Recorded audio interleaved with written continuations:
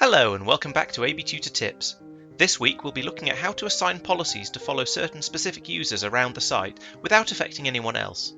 This would typically be used to add additional restrictions to problem users, or to use a command policy to update settings for power users. This can be done by creating client users for all of these users in the central server, however it's much easier to create a username group and add the users to be matched there. To do this, we first need to turn on username groups by going to Tools, Settings, Advanced Group Types and ticking Username Group followed by OK. When you now create a group, there will be an extra entry in the menu allowing you to create your username group, so we'll do that next. You will probably want to create this as a private group to prevent it cluttering up other console users' interfaces. However, if you do want other people to access it, it can be created as a shared group instead. Right-click on the new group and rename it to something recognisable. Please be aware that the group name may be visible to other console users in the Groups column. Next, right-click on the group and select Properties. From the Members tab, you can add the users you wish to monitor. This is a free text entry rather than selecting from a list, so the usernames don't need to already be known to AB Tutor. The Add button will allow you to add one username at a time.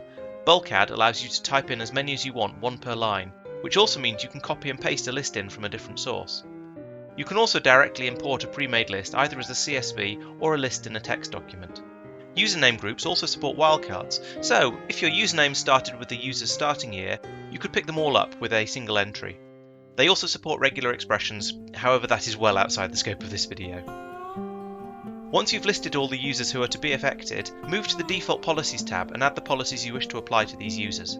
Finally, click Save to finish configuring the group.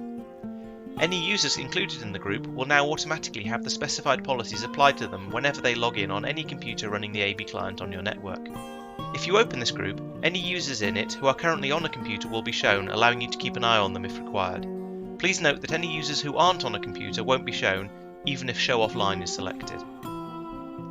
Username groups still support the options that can be applied to device groups. For example, if it's a shared group, you can still specify who can open the group and what computers it can be opened on. The policies will also follow their normal rules, including schedules and network conditions. Once a client device has picked up the group settings from the server, the specified policies will apply if one of the listed users logs on, even if the computer is not connected to the AB server, so the policies can still work if a computer is taken home. I hope that covers everything you need to know about username groups. However, if you have any questions or would like me to cover any other features in a future video, please let me know by emailing support@abtutor.com and we'll be happy to help. Thanks for watching.